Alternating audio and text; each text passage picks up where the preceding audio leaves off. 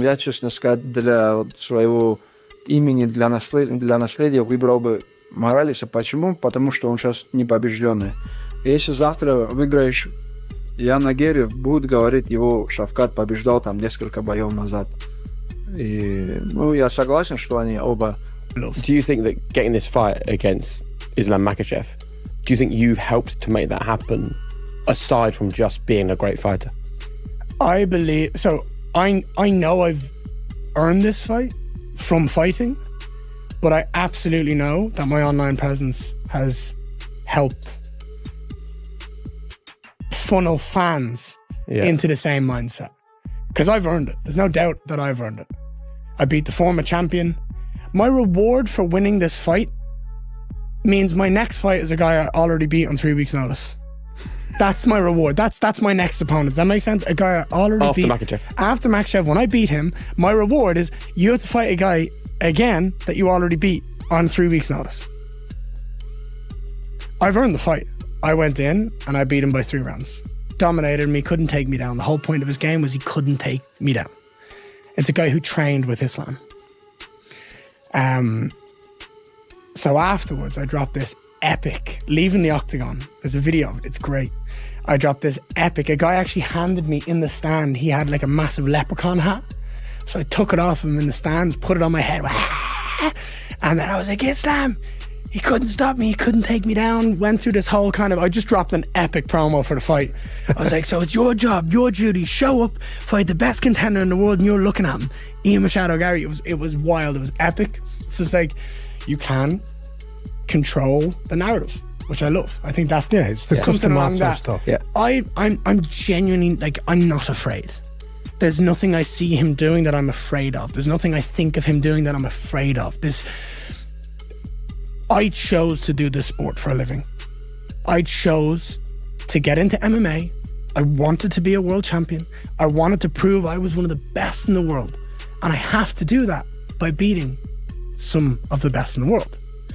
So for me, there's no fear. There's risk of, well, you could lose, you could be unconscious, you could be X, Y, Z, but without that risk, I'll never achieve the dream. Correct. So it's not fear for me. It's part of the process. For most contenders, getting a title shot is the biggest achievement of their career. But Ian Garry sees it differently. He believes he didn't just earn this fight inside the octagon. He forced the UFC to make it happen. And now, with zero fear in his mind, he's explaining exactly why he believes Islam Makhachev is next. I know how good Islam Makhachev is. I know how talented he is. He's 29-1 in the sport. He's a 2-weight division champion. He's the most successful lightweight champion of all time and had the most lightweight defenses of all time. He is the current welterweight champion of the world. He came up a division and won the title. He is tied for the longest consecutive active win streak in UFC history. And if he wins his next fight against me, he will break the record for the longest consecutive wins. So I have a 2-weight world champion, the #1 pound-for-pound fighter on the planet. And the same man is looking to break the record for the most wins consecutively in the UFC. And that's the man I get to fight to prove that I'm the best in the world. Is the worst that you see when you look ahead to Makhachev? Being held down for 25 minutes and just having a boring fight. He's a phenomenal wrestler, a phenomenal grappler. And if you allow him the ability to stay on top and utilize his grappling and his wrestling, he can suffocate you and just lie on you like a weighted blanket, and you just find it so hard to move. And I'm like, that's not fun for anyone. It's not fun for me. It shouldn't be fun for him. And it's definitely not fun for anyone watching. So I feel like, and he did that. He did exactly that to win the world title fight. And I feel like that's the worst case scenario, because the best in the world lose fights by getting knocked out or getting submitted. In this sport, in MMA, winning and losing isn't like boxing. It's a very recency bias sport. They love you, they hate you, You win, you lose. Oh, he won again. We all love him again. We've forgotten about the loss. Does that make sense? Yeah. And I feel like far too many fighters focus on not losing as opposed to winning. Like, just focus on winning. That's all you need to do. If I go out there in that fight and he outskilled me and he's better than me, but I fought him as hard as I could, I can leave that octagon proud that I did everything I possibly could to win that fight. Does that make sense? Yeah. It's not going to happen. Why? Because I'm too good. But here's what makes Ian even more dangerous. He isn't pretending Islam is unbeatable or overrated. He openly calls him the greatest challenge in MMA today and still insists the outcome won't change. Confidence alone has never been enough to beat someone like Islam Makhachev. Every challenger believes they have the answer until the cage door closes. But Ian Garry insists his biggest advantage isn't a secret technique or a revolutionary game plan. Instead, he claims it's a philosophy that most elite fighters completely ignore. According to Ian, the difference between winning and losing is found in the smallest details, and he believes those tiny decisions could be the key to pulling off the biggest upset of his career. Ledge, can we talk about, as the fight approaches, when you're in camp, what finding those 1% actually looks like for you, the places that you have to put yourself to be doing more than anybody else?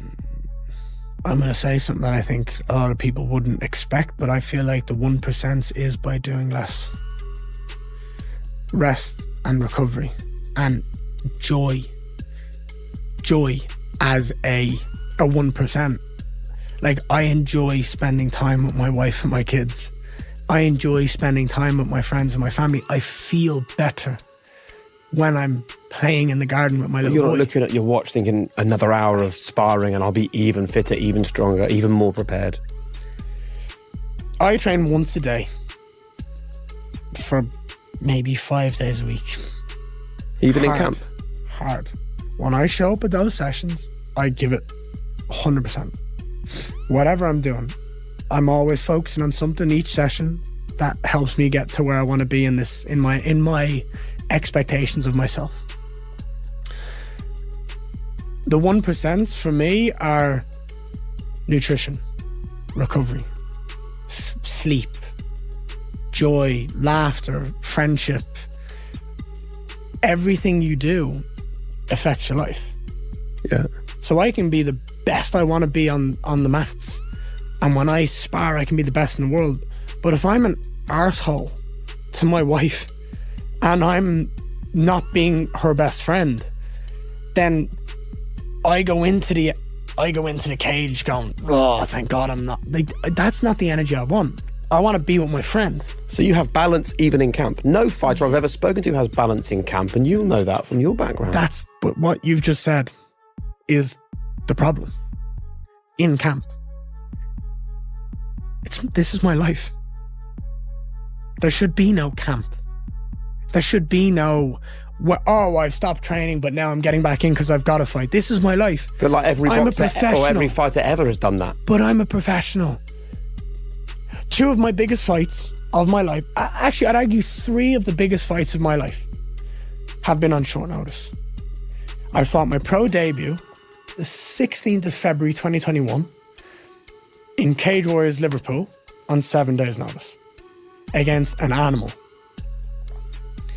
I fought arguably the biggest challenge of my career so far on 3 weeks notice against Shavkat Rakhmonov, who was 18-0 and had 18 finishes going into that fight. Yeah. I took him on 3 notice when everybody... Most fighters build their game plan around victory from day one. Ian Garry takes the opposite approach. Before he ever pictures his hand being raised, he forces himself to think through every possible way the fight could go wrong. Every threat, every mistake, every worst-case scenario is studied first. Garry believes that by preparing for failure before chasing success, he enters the octagon with a level of confidence that few fighters can match. I feel like when I start when I know who I'm going to fight, I start with the negative elements. What could go wrong? What could he do right?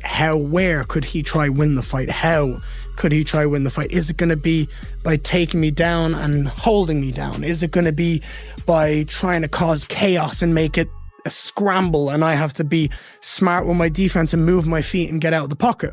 What are the ways that this person I'm fighting, I believe, could he try to take advantage of to win this fight? Once he does that, I train for all those. So that in the fight, I know mentally, I've done it.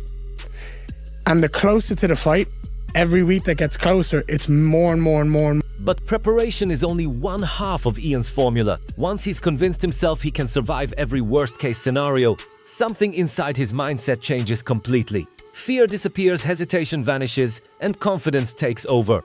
According to Garry, by the time fight week arrives, he isn't wondering whether he can beat Islam Makhachev anymore. He's already convinced himself the outcome has been decided long before they ever step inside the octagon.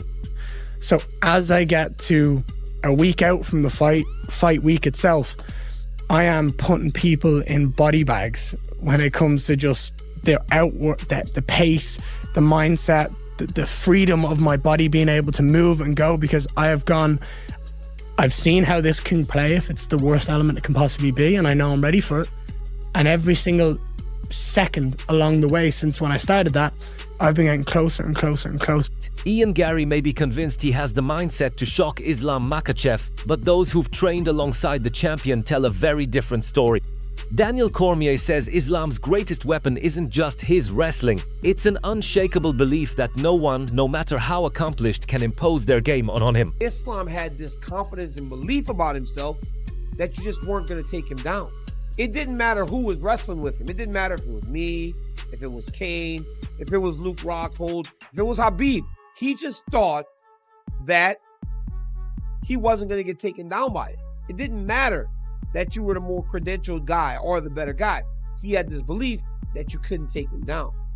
This dude has one of the most difficult legs. He always said that, and I'll make a YouTube short about this where he goes, take this leg. This leg cannot be scored. Even after hearing endless warnings about Islam's dominance, Ian Garry refuses to change his mindset. He insists that once the octagon door closes, experience, records, and championships stop mattering. In his mind, something far more powerful has guided him throughout his entire fighting career. I feel like I've been put on this earth to fight, and there's just a divine guidance that when I get in that octagon, everything just goes my way. Every time. Every time. I don't know what it is, how it works. I don't care to question it. I just enjoy it. I just feel like I'm doing what I love. I'm doing what I was put on this earth to do. And I've got so much more to do. So where does fear sit then? Because I look at Makhachev. He's had 5-round title fights. He's defended belts. Mm-hmm. He's moved weight classes. He's beaten champions. Mm-hmm. You've never fought for a UFC world title. Nope. This is the guy that's done it all against the guy doing it for the very first time. Yes. There must be fear. I mean, no. But confidence alone has never been enough to solve the Islam Makhachev puzzle. Countless elite fighters believed they had the answers, only to discover that his physical strength was on an entirely different level. Joe Rogan explains why so many champions describe Islam as one of the strongest grapplers they've ever faced. Islam is insanely strong. Like, he's got that sort of elite grappling strength that comes from decades of throwing human bodies around. Yeah. There's a thing about that. Like, here his Demetrius Johnson says, I felt it, I know. And Max Holloway just texted me, how strong is that Darce? Like, that's a sick Darce. Islam is elite. Yeah. He's elite when it comes to, like, strangling people. Ian Garry keeps insisting he has everything it takes to shock the MMA world at UFC 330. But inside Khabib Nurmagomedov's training camp, confidence alone carries no value. Every session is built around discipline, repetition, and eliminating even the smallest mistake before fight night arrives. Team Makhachev believes champions aren't defined by talent, they're forged through relentless preparation. Because against an opponent at this level, a single lapse can change everything. Он очень такой, так скажем, на нашем сленге, опытный волчара. Он с ним нельзя шутить.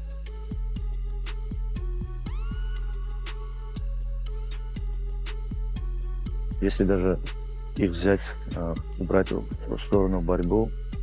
Мое мнение, что ислам даже чисто в боксе перебьет, в тайском боксе. Нету таких аспектов, где ислам не выступает.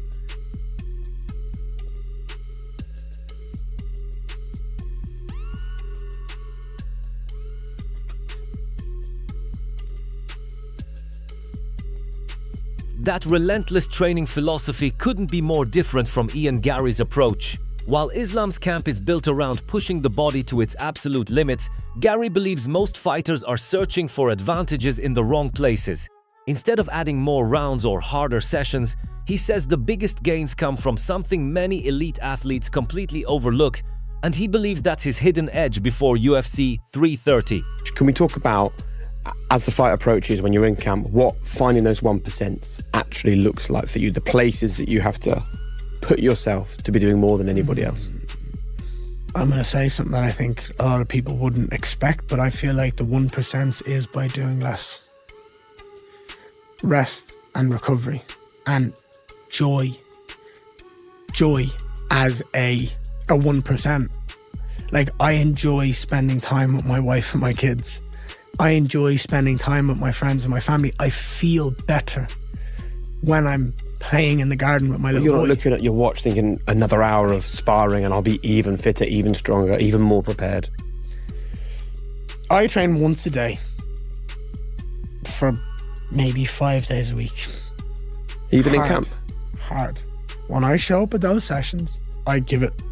Whether you agree with Ian Garry's philosophy or not, one thing is impossible to ignore. Islam Makhachev isn't slowing down. As UFC 330 gets closer, every training session inside Khabib's camp is another reminder of why so many believe he's still the most complete fighter in mixed martial arts. Босиком специально босиком брать, чтобы не подскользнулась нога случайно, даже в носках нельзя. Еще ты дерешься же босиком, у тебя полностью должна нога чувствовать землю.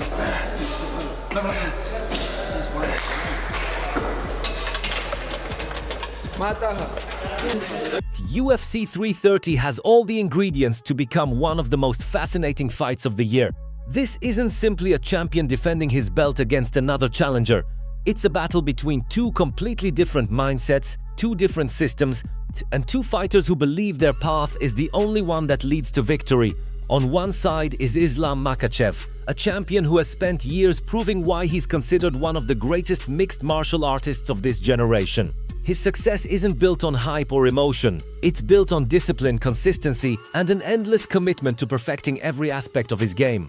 Under Khabib Nurmagomedov's guidance, every training camp is treated like a mission where even the smallest mistake is unacceptable. That mentality has helped Islam reach the top of the sport, and it's the same mentality he'll carry into UFC 330. Across the cage stands Ian Garry, a fighter who isn't interested in protecting his reputation.